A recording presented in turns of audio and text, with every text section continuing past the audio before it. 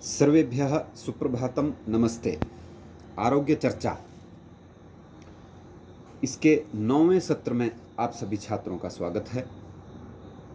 प्रिय छात्रों, अखंड आरोग्य की प्राप्ति के लिए हम प्राणायाम की चर्चा कर रहे हैं। हमारे क्रम में अभी तक 4 प्राणायाम हो चुके हैं।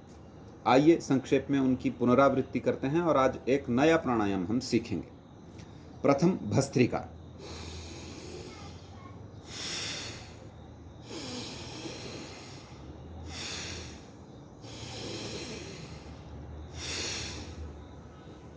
दूसरा कपालभाति।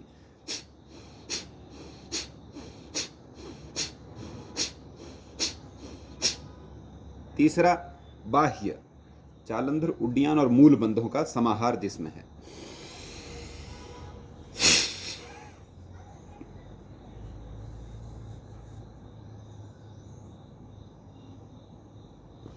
चौथा उज्जाई।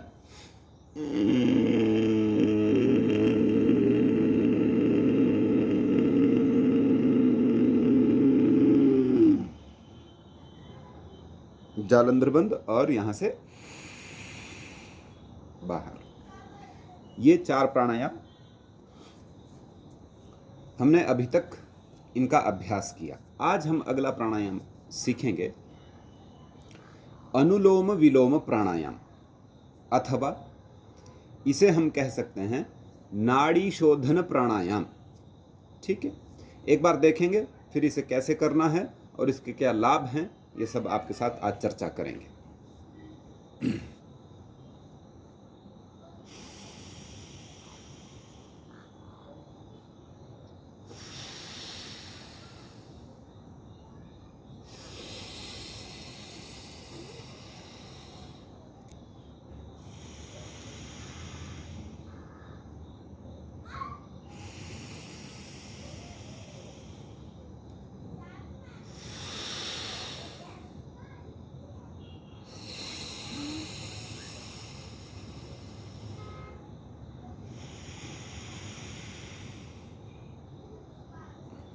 ये अनुलोम विलोम प्राणायाम अथवा नाड़ी शोधन प्राणायाम, इसे कैसे करेंगे आपने अभी तक देखा। अब इसको करने की विधि देखें।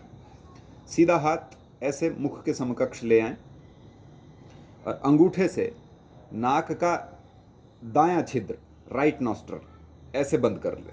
बहुत नाक पर दबाव भी नहीं डालना है, बस सामान्यतया बंद करना।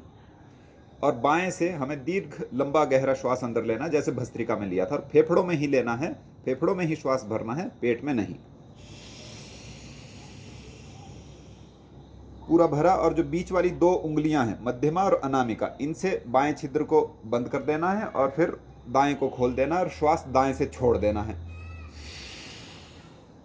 ठीक है, अब जिससे छोड़ा है, यानी किससे छोड़ा है, दाएं से छोड़ा है, तो दाएं से ही हम वापस भरेंगे और बाएं से फिर छोड़ देंगे। फिर बाएं से छोड़ा इसलिए बाएं से ही वापस लेंगे और दाएं से छोड़ देंगे। ठीक है,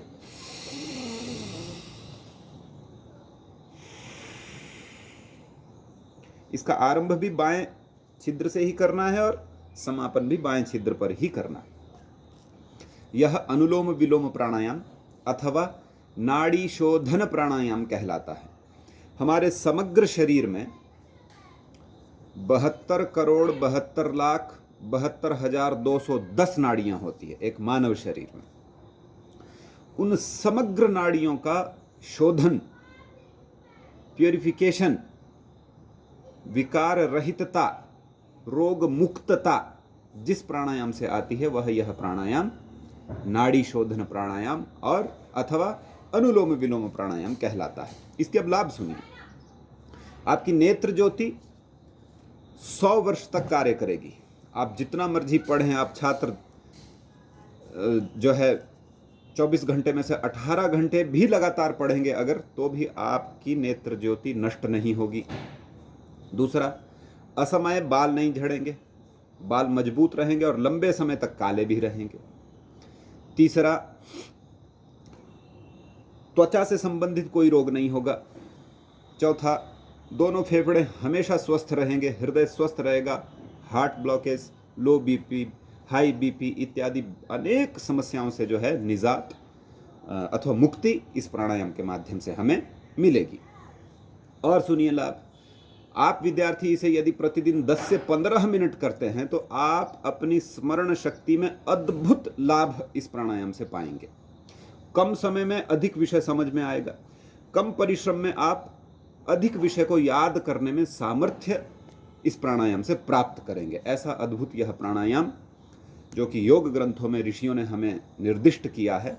तो इस प्राणायाम का अभ्यास मिनिमम 10 मिनट और मैक्सिमम 15 मिनट, पहले दिन तो 2 ही मिनट करना है, फिर एक मिनट डेली बढ़ाते चले जाना है और एक अनुष्ठान पूर्वक इस प्राणायाम को करना है। तो यह हमारे क्रम में 5वां प्राणायाम है जो आज हमने जाना, समझा।